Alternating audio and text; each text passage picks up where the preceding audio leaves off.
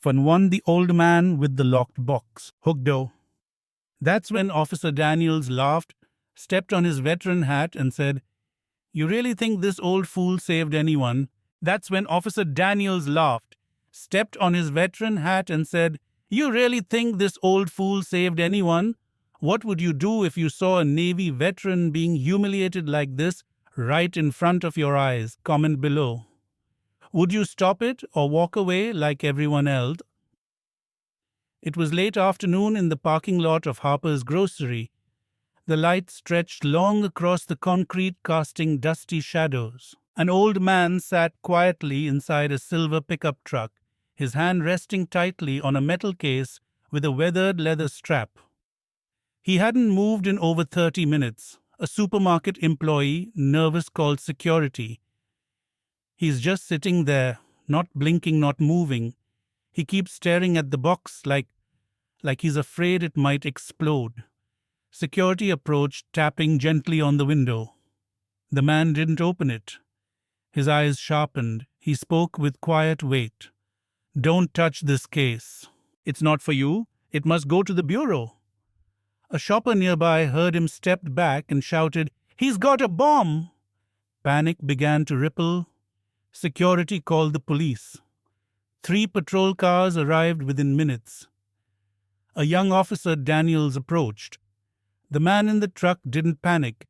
He just gripped the case tighter. Sir Daniels said, "We received a report of suspicious behavior. We need you to exit the vehicle and allow us to inspect what you're carrying." The man, Elliot Granger, 78 years old, opened the door and stepped out. His eyes were steady. "I won't resist. But no one opens that case. It doesn't belong to you." Daniels frowned. "Sir, by refusing a lawful search and by carrying an unidentified item in public, you are creating a safety threat. That's cause for detainment." Elliot remained still. Then he whispered something. "Director Shaw." Daniels blinked.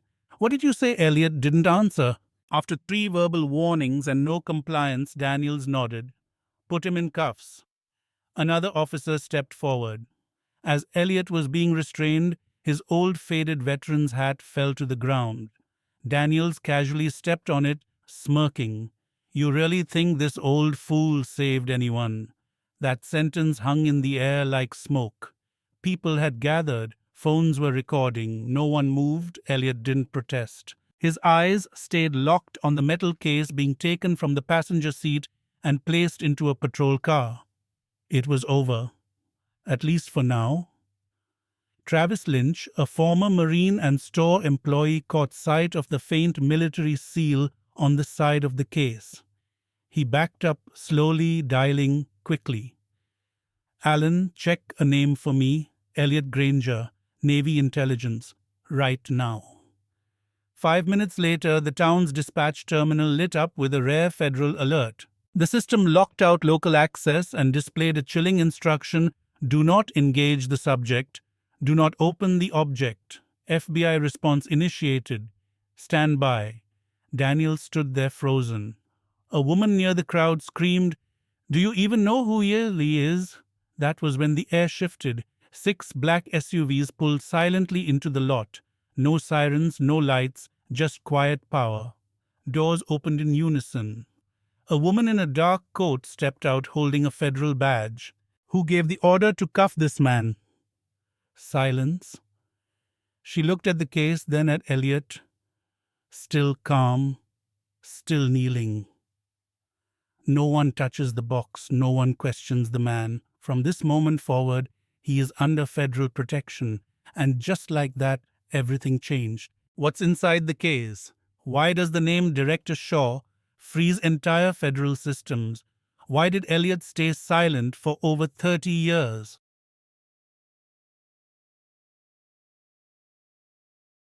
Fun 2. There's a name that silences systems. Hookdow. When Elliot Granger whispered Director Shaw, 3 federal systems triggered a lockdown. When Elliot Granger whispered Director Shaw, 3 federal systems triggered a lockdown, and not a single officer in that parking lot had the clearance to even ask why. Have you ever heard a name so powerful that it stops law enforcement cold in their tracks? Tell us in the comments. And if you're just as hooked as we are, don't forget to subscribe because this is just the beginning. The air around the supermarket now felt electrified.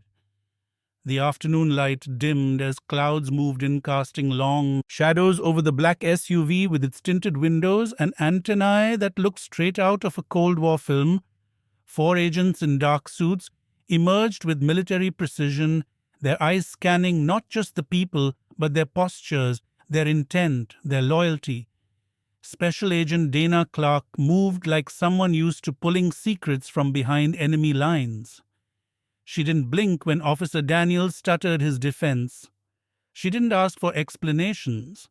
Her voice cut through the tension like a blade. "Where is the case?" Daniels, now pale, pointed a trembling finger. "Tea there by the truck." He wouldn't let go of it. Clark didn't even look at him. She walked straight past, kneeling beside Elliot Granger, who was still on the ground, his face quiet but alert. His cuffs had already bitten into his wrists, but he didn't flinch. "Mr. Granger," she said almost gently, "is it still sealed?" Elliot nodded once. "No one opened it. Not even me," Good Clark said, standing up. Then she turned to the officers. "Secure the perimeter. No one leaves. No phones, no transmissions." Officer Daniels opened his mouth. "But especially you," Clark said coldly. "You're suspended from command until further notice." The crowd murmured, phones now out, recording silently. Somewhere a child asked, "Is he a spy?" And his mother hushed him quickly. Inside the command center, just down the street, chaos had begun. Screens flashed with unauthorized access warnings. 3 federal databases locked simultaneously, each flashing the same name, Granger Elliott. A clearance. Level retired Omega status classified handler. A red phone rang for the first time in 17 years. Back at the scene, Agent Clark tapped her earpiece. "I need a secure line to Pentagon protocol. 6, initiate dead branch verification." The local police captain, now wide-eyed, approached hesitantly. "What's going on? Who is this man?" Clark didn't look at him. "Someone your department should have never touched." Elliot was gently helped to his feet, but his eyes were no longer tired. They burned now with a kind of contained fire. The fire of a man who waited 38 years for this moment. Flashback begins. It's 1987. A storm howls over the South China Sea. A covert Navy vessel, no name. No flag, runs dark through the night. Inside, a young intelligence officer named Elliot Granger pores over satellite intercepts and encryption keys. He's part of a mission called Project Haven, designed to intercept enemy communications and relay false coordinates to avoid conflict. But it wasn't just intelligence. It was manipulation, misinformation shaping the battlefield with silence. Granger's best friend, Lieutenant Shaw, was the commander of field operations, and one night, just before being deployed to intercept a ghost transmission, Shaw made a final request. "If I don't make it back," he said, handing Elliot a sealed case, "keep this. It's not just information, it's proof of what we did and what they tried to bury." Granger never saw Shaw again. The transmission turned out to be an ambush. Shaw's entire team vanished. The official report said lost at sea, but Granger knew better. Back to present. Clark stood beside Elliot now as agents formed a tight cordon around the area. "Why now?" she asked quietly. "Why today?" Elliot's voice was flat. "The man in the VA office told me my records didn't exist, that I had no service history, that I was never in the Navy. That's when I knew they'd erased everything." Clark stared at him for a long moment, and the name. "Director Shaw." "I wasn't talking to you," Elliot said calmly. "I was talking to them." Just then, a nearby news van pulled up. Reporters rushed out but were blocked by federal agents. Behind the caution tape, people began whispering the name Granger. Who was he? What did he know? Inside the FBI field van, a tech agent opened a secure laptop and inserted a biometric dongle. After a series of verifications, the screen displayed a file stamped Eyes Only, Omega Directive. It opened with one sentence. If this file is accessed, it means Granger has kept his word. The contents of the case were now clear tapes, encrypted logs, an original agreement between two nations detailing a secret ceasefire, a ceasefire paid for by the sacrifice of an entire squad, Shaw's squad. The tape revealed that Granger had refused to destroy the evidence he had held on through death, grief, poverty, and isolation. All for the moment someone would finally ask the right question. Clark turned to the agents. This changes everything. Get me Langley, get me Strategic Command, and get me the President's office.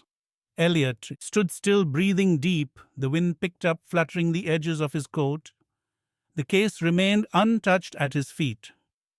Officer Daniels now sat in the back of a squad car, head in his hands, repeating, "I didn't know. I didn't know." Clark finally looked at Elliot with something close to reverence. "Sir, with your permission, we will take the case to Joint Command." Elliot nodded slowly. "As long as it stays sealed until Shaw's name is restored?" "You have my word," Clark said. A reporter shouted from the tape, "Line, Mr. Granger, were you really part of Project Haven?" Elliot turned his head, slightly eyes hard. "No," he said. "I am Project Haven." The camera shutters clicked. Phones buzzed.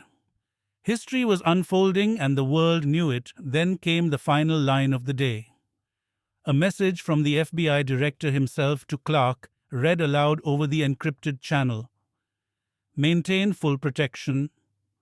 Subject Granger is now under National Preservation Order. Immediate declassification request pending, and tell him thank you for keeping the light on." As night fell over the town, no one could sleep. The supermarket, the parking lot, the street had become something sacred, a place where history shook off the dust and stood up again. And somewhere in the darkness behind sealed walls, a door began to open. What's inside the tape labeled Echo Intercept 12? Why did they erase Shaw? And who else knew but stayed silent?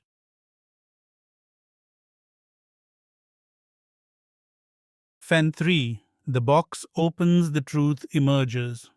Hookdo. When Agent Clark opened the box, no one in the room could breathe. When Agent Clark opened the box, no one in the room could breathe. It wasn't just the weight of metal, hinges creaking under classified decades, or the hush that fell over every agent and officer gathered. It was the feeling that time itself had just paused, like America was holding its breath. Could a single box change the course of history? Would you have opened it, or would you have feared what was inside? Comment your thoughts, and if you've come this far, don't look away now. Hit that subscribe button because what you are about to hear will shake your soul. The room was small, silent, and heavily shielded. Clark wore gloves. Elliot stood a few feet back, his eyes unwavering. The box opened with a two-part biometric sequence. One fingerprint, one voice ID from Elliot Granger, himself, access granted, confirmed. And just like that, everything the government buried came clawing back to the surface.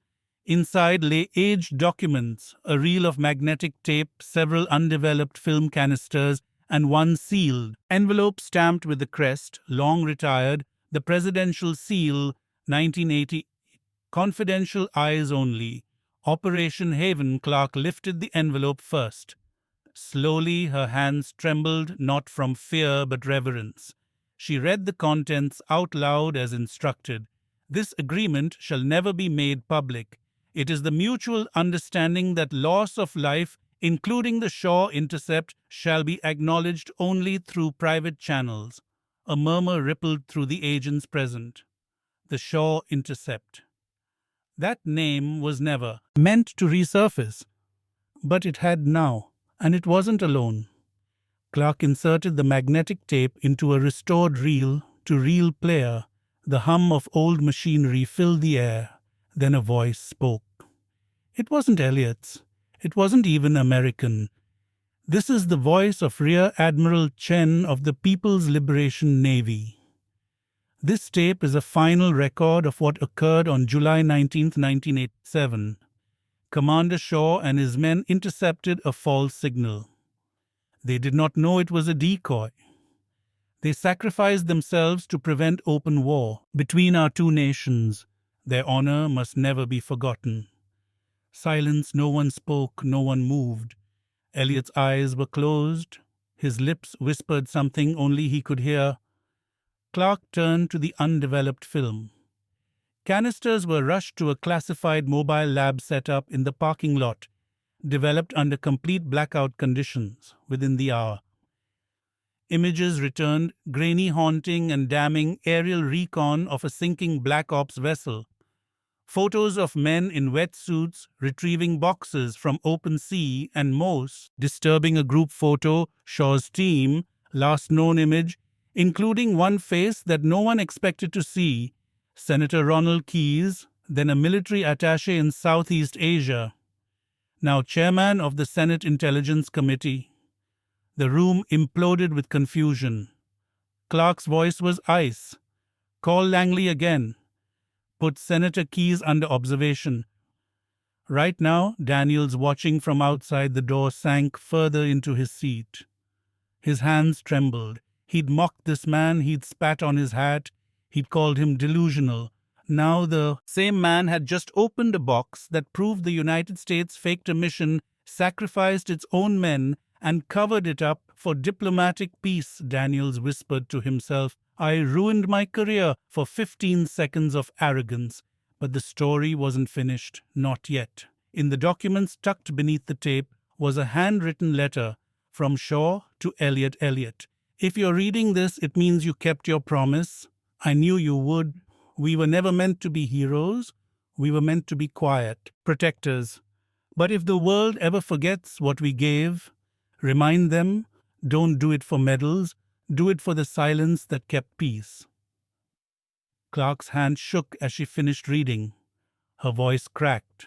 Agents around her blinked hard against tears they would never admit. Outside the supermarket, word had spread. A local vet group began assembling candles placed at the sidewalk. A boy no older than 10 saluted Elliot quietly. The image was caught by a journalist and would appear on front pages across the country the next morning. Then the twist. A secure call from Langley confirmed Senator Keyes was already in transit, fleeing his scheduled committee meeting, rerouting to a private airfield outside Virginia. Clark slammed her hand on the table. He's running! Get Homeland on the line! Freeze all routes out! Elliot, who had been silent, finally spoke. Don't let him erase Shaw again. And that was the moment the system bent. An emergency bulletin was broadcast across federal networks. Keyes was intercepted at the runway, escorted away in silence. Within hours, an independent counsel was appointed. The Senate was forced to call an emergency session. But back in the small town where it all began, Elliot didn't ask for headlines. He didn't ask for fame. He asked for one thing. A moment alone. He returned to the parking lot, walked to the spot where his hat had been stomped on, and stood there silently. Then he knelt, placed the box on the pavement, and saluted it. Not for himself, for Shaw, for the boys who never got to come home. Inside the supermarket, Carol Lewis watched from the glass door. She clutched a photograph of her father, who once served under Shaw.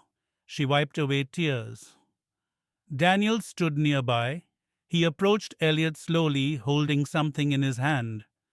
It was the repaired USS Midway hat, cleaned, stitched, and folded. I have no right to say this, Daniels began. But I need to say it anyway. I was wrong. Elliot looked at the hat, then at Daniel's eyes. You weren't wrong, you were blind. Now you see, Daniels nodded. And now I'll carry that weight. Clark received one final call that evening. The president himself had signed a national order. Project Haven would be declassified. A monument would be built. Sen- the names of the lost finally etched into history. Elliot was offered a medal, a pension, a place in Arlington. He refused them all. I only kept a promise, he said. Nothing more but for the millions watching online, across TV, across generations that had forgotten what honor looked like.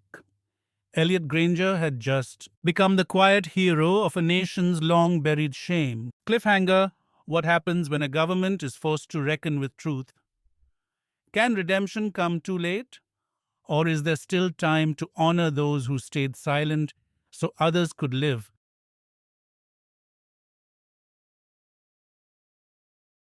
When for the apology from the one who mocked, Hugdo, I didn't know, I swear I didn't know.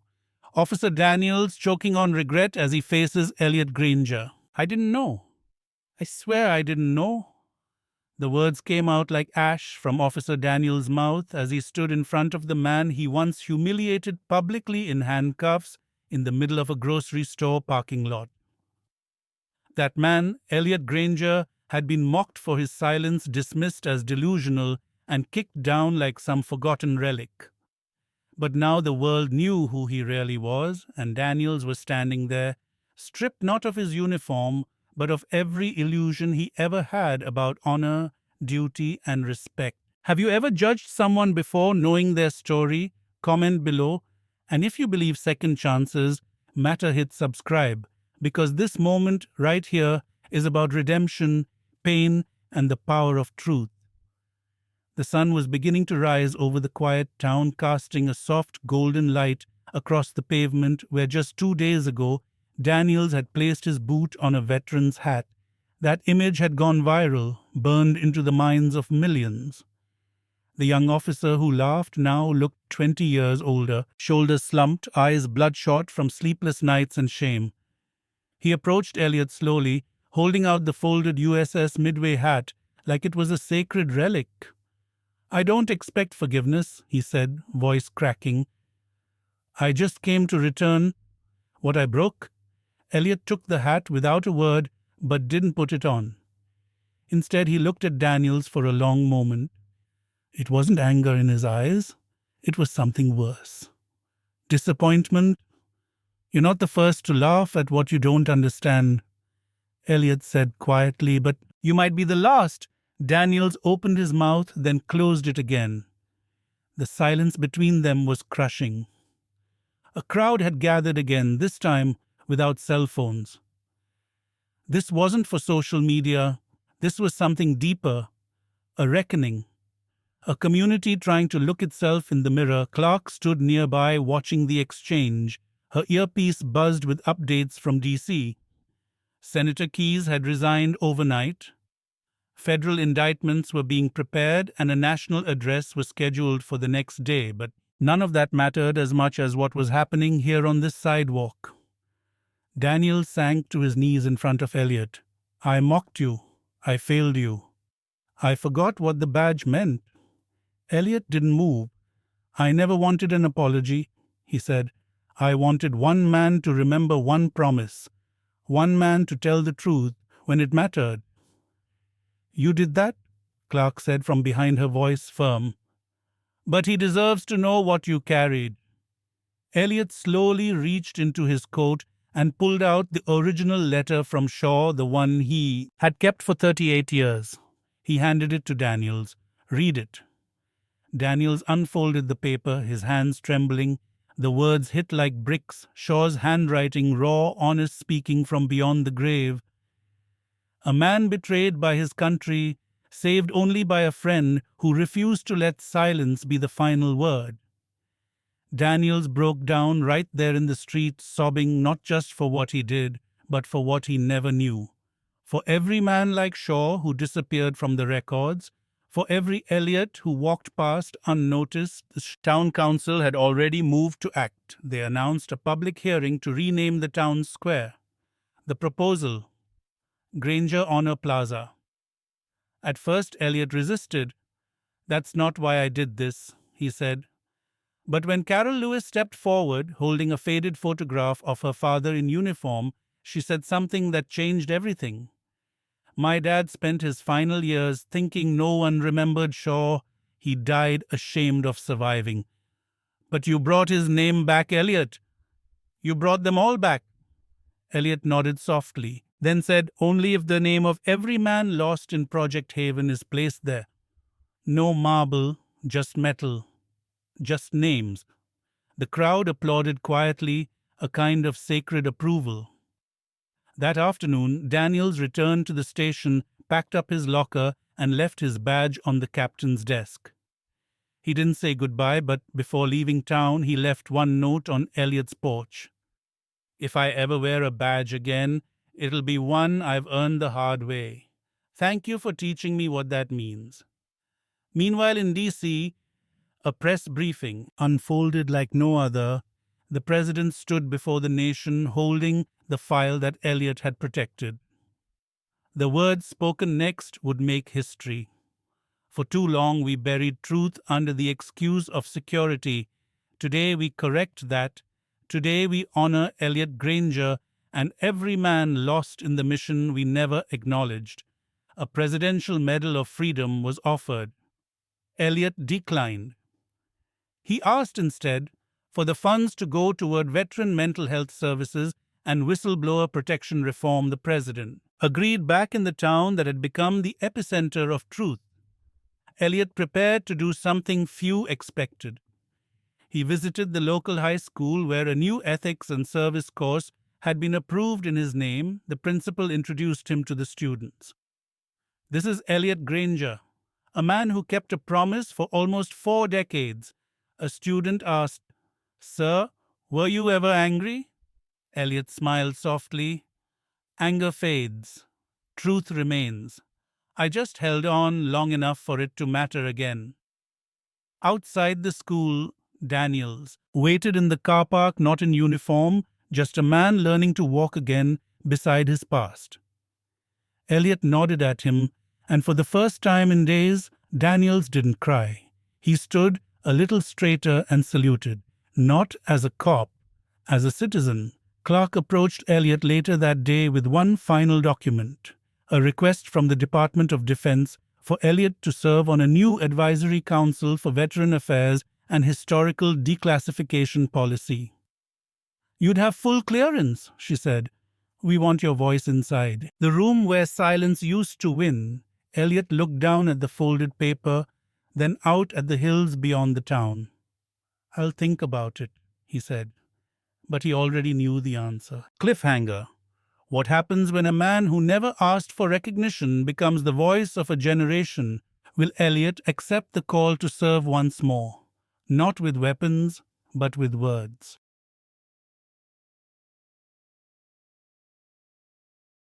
Fen 5. The monument without marble. Hugdo, he still drives the same truck, wears the same boots. But now the town salutes when he walks by. He still drives the same truck, wears the same boots, drinks the same coffee at the corner diner. But now the town salutes when he walks by. Veterans tip their caps. Children whisper his name. And the man they once thought was just an old fool now walks among them with quiet dignity, carrying not bitterness but memory. What does honor really look like? Is it medals or is it a promise kept through silence? Share your thoughts below. And if this story moved you, hit subscribe, because what you're about to feel may stay with you for the rest of your life. It had been 3 weeks since Elliot Granger opened the box that changed a nation. His name was in newspapers, discussed in Congress, and quietly honored in veterans' halls across the country. But he hadn't left his town, not even once. Instead, he went back to his routine, shopping on Wednesdays, feeding the stray cat behind his porch, repairing a loose porch step with his own hands. But something had changed, not in Elliot, but in everyone else when he walked into the post office. People stood. When he walked down Main Street, they didn't avoid his eyes anymore. They nodded, some with tears, others with trembling hands. One man even whispered, "You gave me back my father's name," and still, Elliot said little. He didn't want praise, he only wanted one thing: to finish what he started. The town council followed through quickly.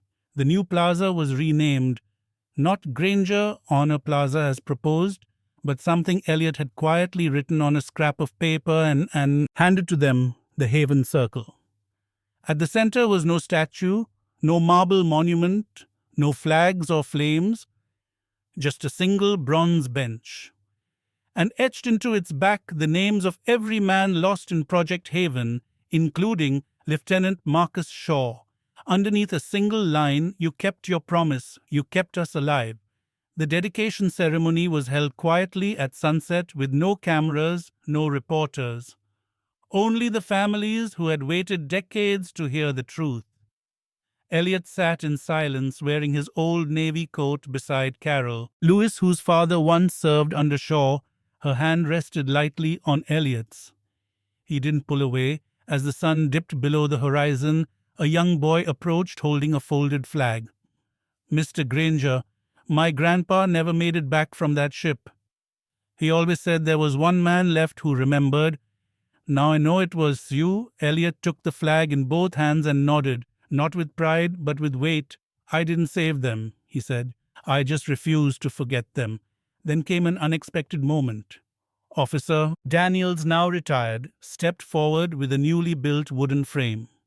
Inside the repaired and cleaned USS Midway hat, a copy of Shaw's letter, and a note of his own. "Every day I wake up remembering the worst moment of my career. But that memory now reminds me to never look away again. Thank you for showing me what courage really looks like." Elliot accepted it, and for the first time since this all began, he smiled. Later that evening, Clark visited him on the porch. She carried no files, no badge, just 2 cups of coffee and a quiet expression. "You never wanted any of this, did you?" Elliot chuckled softly. "I wanted peace. I just didn't think it would take 38 years and a pair of handcuffs." She handed him a folded letter, an invitation to speak at the Naval Academy commencement. They want to hear about loyalty, about silence, and about the kind of hero who never asked to be called one. Elliot read the letter twice, then set it down beside the box, now sealed once again and resting under his chair. "Maybe," he said softly. "But first I have one more thing to do." That next morning, Elliot drove his old truck out of town, past the last bend of road where the highway meets the trees. He parked near an old marker overgrown with weeds. No one had visited in years. It was the old base, the last place he saw Shaw. He stepped out, stood tall, and said, "I did what you asked, Marcus. They know now, they remember. You're not alone anymore." Then he saluted, long and slow. A breeze moved through the pines like whispers returning home. As he walked back to his truck, a young man in military dress stood waiting. "Sir, my name's Logan Shaw. Marcus was my uncle. I was named after him. My family never knew what happened until now. I just wanted to say thank you." Elliot reached out, shook his hand, and said, "You carry his name. Make it mean something." And that night back in town, the bench was visited by quiet strangers: a mother with 2 daughters, a man in a wheelchair, a woman holding dog tags. All sat without speaking. And in homes across America, older veterans watched the broadcast of Elliot's final interview on public television.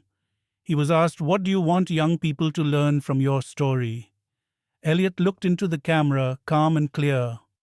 That the truth might not come when you want it, that the world might forget you, that even your own country might bury your name. But if you hold on to the truth with both hands, if you live by your word and walk in quiet honor, then maybe, just maybe, time will come back around And remember you, right? He paused, then said, and if it doesn't, that's okay too, because you still did the right thing.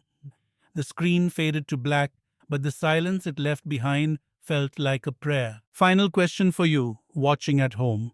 What promise have you kept even when no one was watching? Because in the end, that might just be the monument that matters most.